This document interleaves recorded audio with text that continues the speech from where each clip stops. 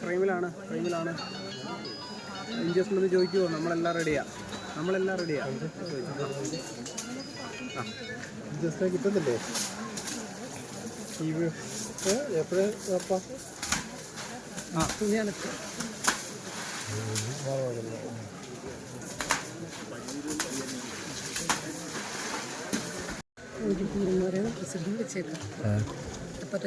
നിങ്ങളവിടെ നിൽക്കണമുണ്ട്. ആണോ?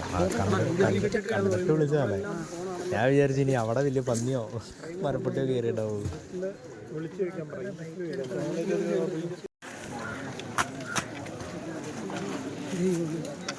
ഒരു നെറ്റൊക്കെ എടുത്തിട്ട് തന്നെ മൂടി